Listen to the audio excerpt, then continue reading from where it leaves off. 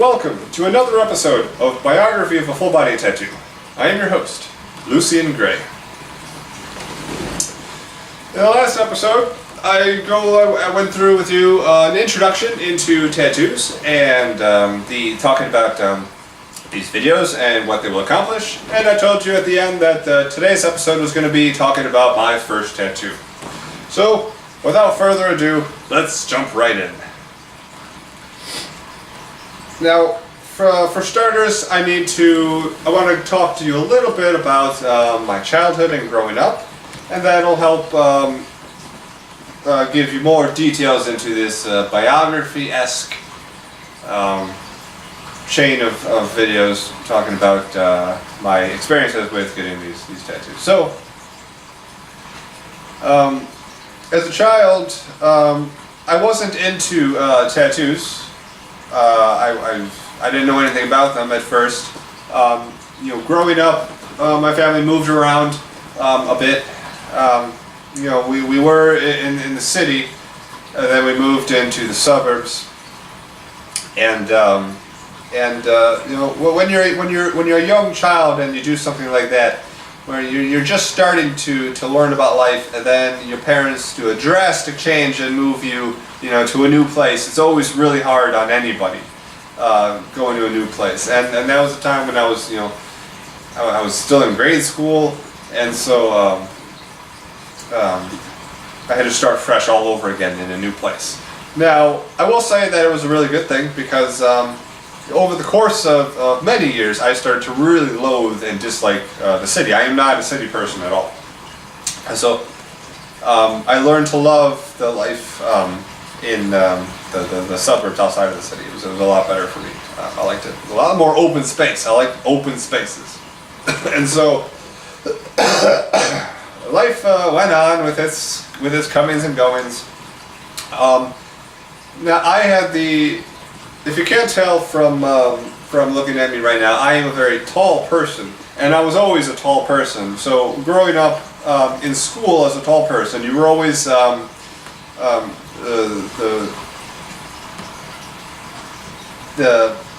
always had some kind of intimidation with you.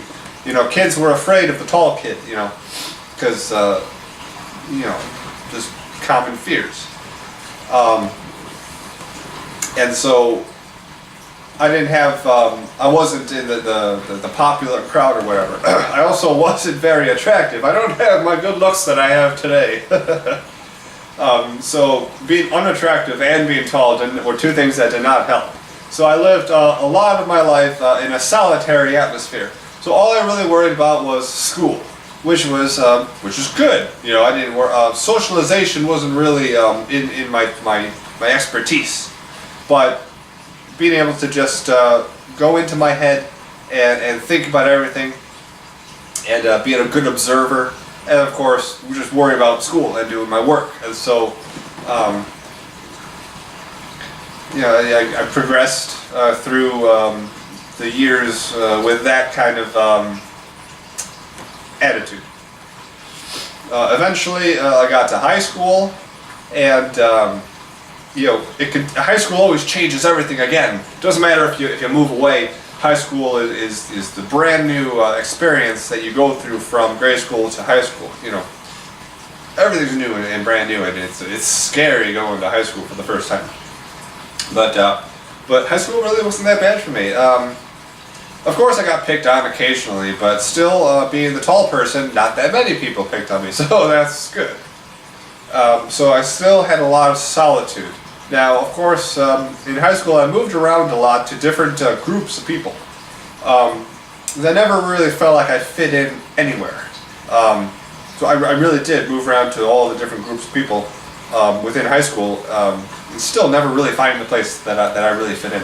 I had the occasional friends once in a while, and I did stuff with them and stuff, and because of the moving around a lot, I was really just a wandering soul, and I like to use that terminology to help give you the ideas that I have a lot of knowledge in a lot of different areas, because I was wandering around through different groups of people, I was able to visually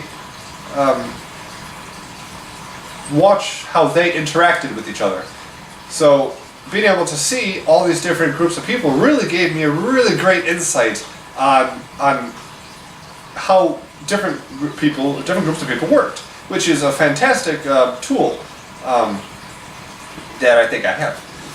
And so, but still, I always had that longing of loneliness, because being that I never fit in, despite the fact that I was able to be this observer, I never felt like I was really in the crowd. I was always just the guy who was there, and because I really lacked social skills, I was not the person to really stick around either. Eventually I just became the quiet guy who just was there, and so people didn't understand that, and most of the times, instead of asking or trying to get that person involved, they usually just stop associating with that person. And so that's why I kind of moved around a lot also, because eventually they just stopped talking to me and stopped inviting me to things, and that was it. Being unsocial, I just ignored it and went on and found a different group. So that's that. Going through high school was like that. I still was the same kind of attitude where I cared more about doing the schoolwork. So I always did my schoolwork and stuff and got through the classes, very nicely. And learning. In another episode, I'll talk about my high school a little bit more, and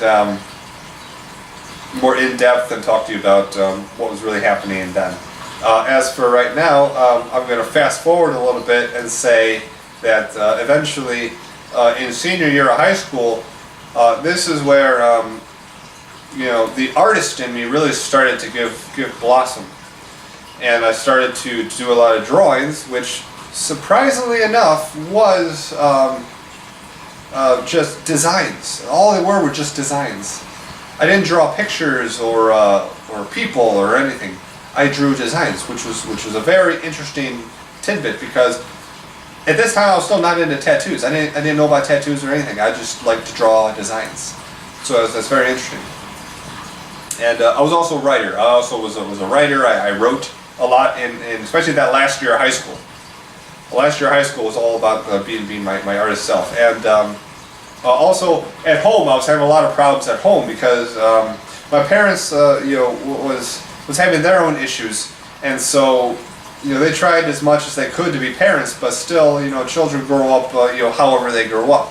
And this was also the time in which we didn't have cell phones, we didn't have computers. Personal computers, I remember school had computers, but they weren't very advanced. We weren't browsing the internet like we do nowadays, and so all of my experience was hands-on experience. Actually leaving the house. I left the house a lot, which is very interesting for a non-social person. And currently, nowadays, non-social people are always on their media products nowadays. But back in the day, I left the house and went exploring. Sometimes it was with those random groups of people that I was with. Sometimes it was just by myself. Sometimes I would just go for a walk in the forest and whatnot, and just go and learn and go explore the world. And it was really great. It was really fun. And so in that senior year of high school, I really was blossoming into the person who I wanted to be. And my parents were still trying to be the best parents they could be, who they thought they could be for their child, and they were trying to help me as much as they could. Now, I was being very rebellious against them, because I wanted to be who I wanted to be. They were telling me how I should be, and so we were already conflicting really bad in that senior year of high school. And so eventually, I graduated high school, and no, I think it was even that summer. No, I mean that school year where there was 1 week where I went with some other person's mother, and I got emancipated from my parents, which means you separate your ties from your family and then you can leave the house. And my parents didn't really know, what was going on, but the other person signed off for it, and I'm guessing that was legal. I never really looked into the actual precedents of how that actually works. Maybe it didn't even happen. Maybe I just kind of left the house and they just didn't care.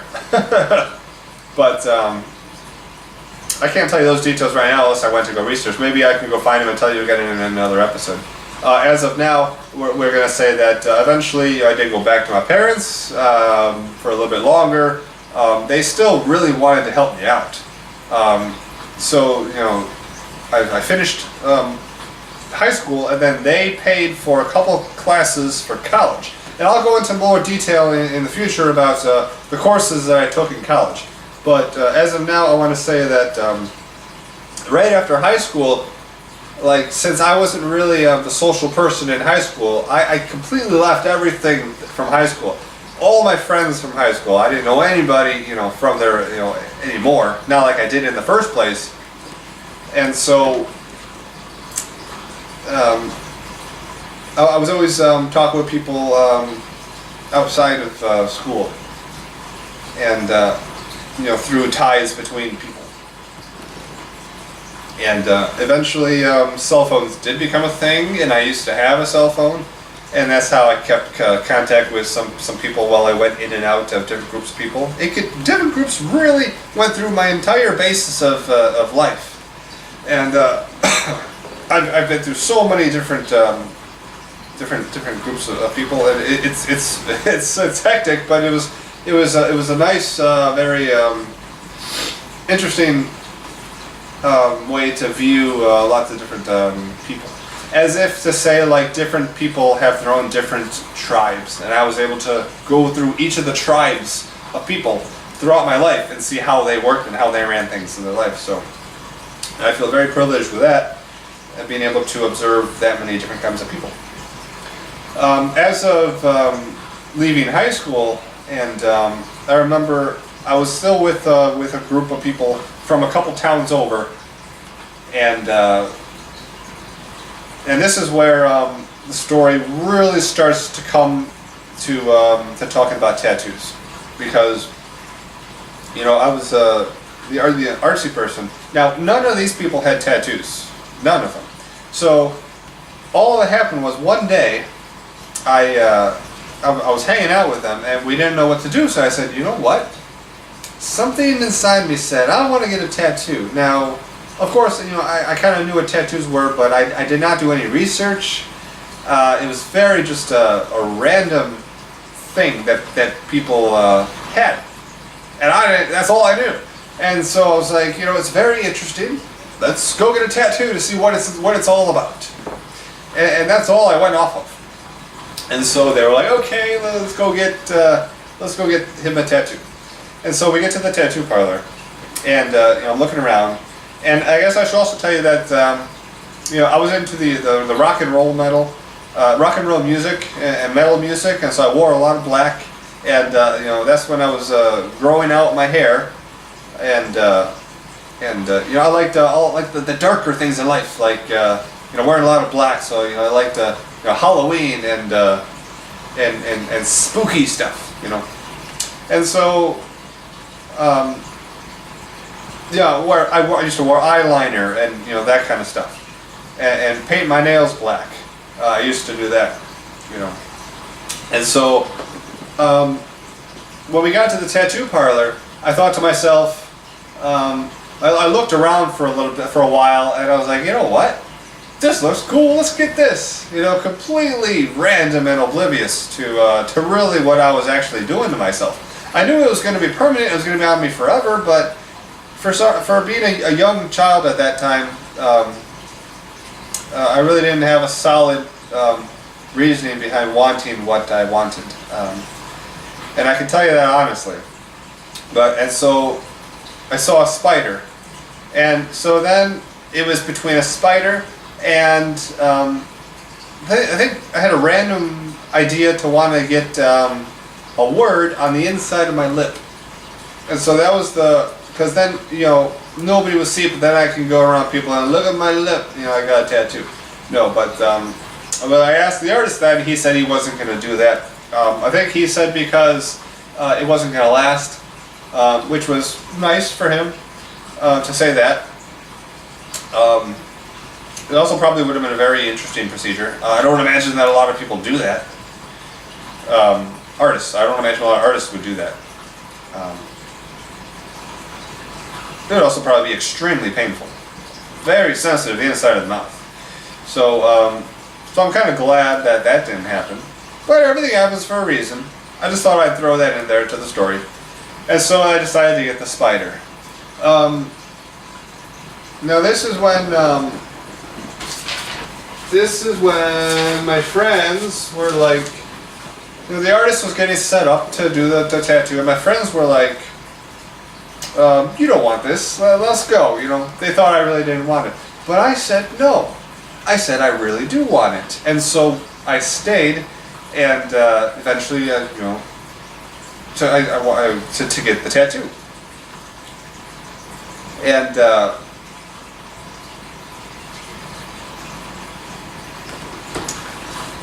And so, he was ready, and so we went back there, and I got the spider. Now, the note that, I wanted to make a note that being the first tattoo, and you can already tell from my attitude right now that, or from the way I'm explaining the situation, that I'm not really positive about getting this done. But something inside me really wanted to get a tattoo on that day. And this was.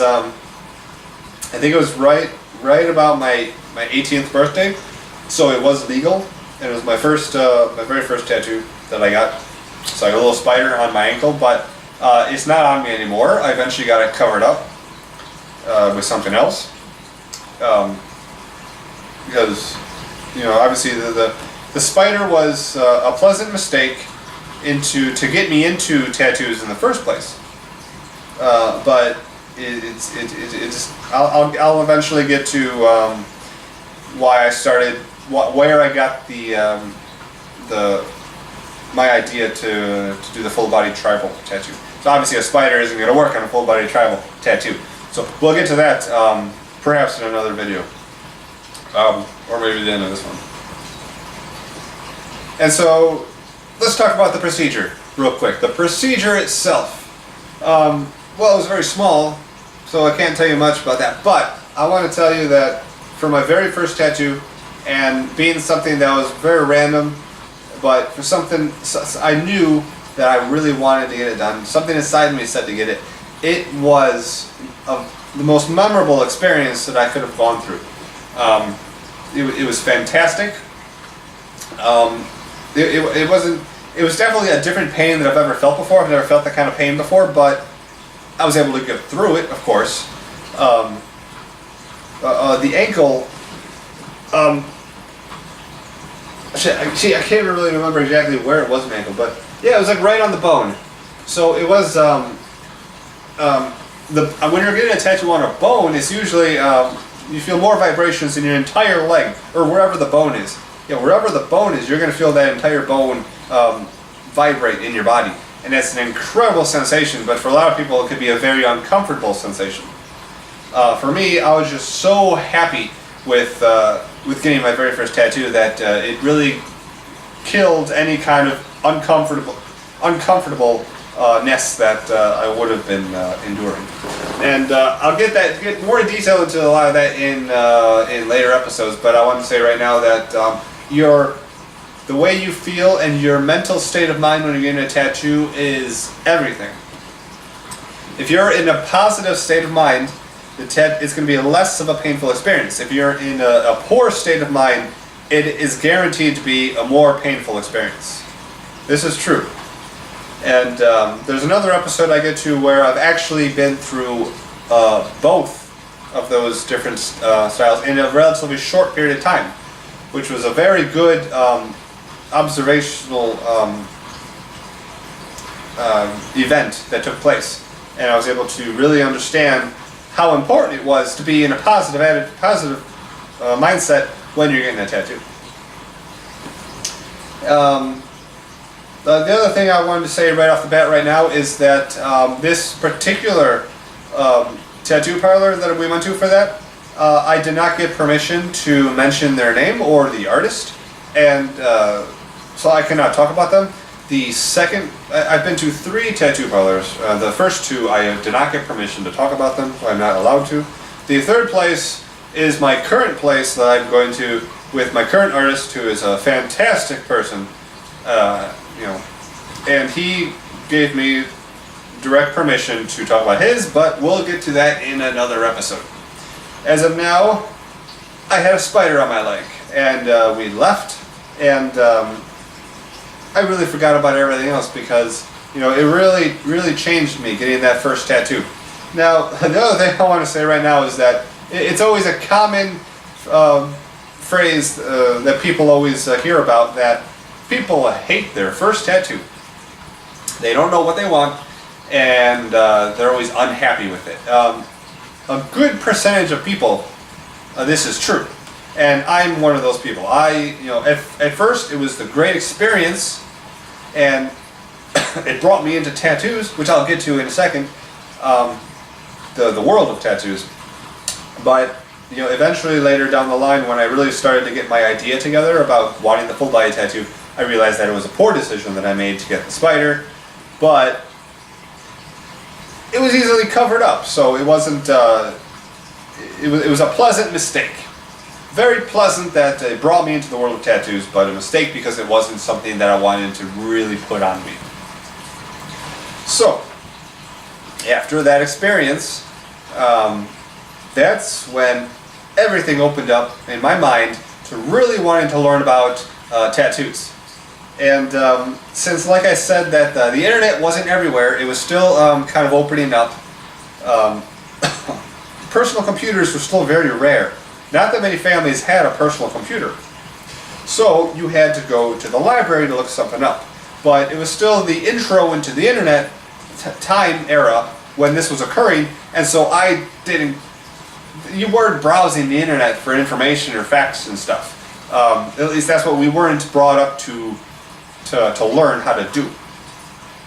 Instead, I went to go read some books. So I went to the library and I read some books. And I would say this is the number one positive thing that I did, and I think anybody should do if they're interested in tattoos at all, or maybe they already got tattoos and they just want to learn more about tattoos. I highly recommend go read some materials. I know nowadays we're in the age where you can just go onto your personal computer and go on the internet and go research all you want about tattoos. You'll find tons and tons of information. And you can go more in depth on what I was talking about last episode with a lot of the history and the whys and and all that good stuff. So I went to research and I started my research, and like I said, this was after high school, and so I just went to a random library and I started to do some research. And this was also the time at which I had taken those college courses on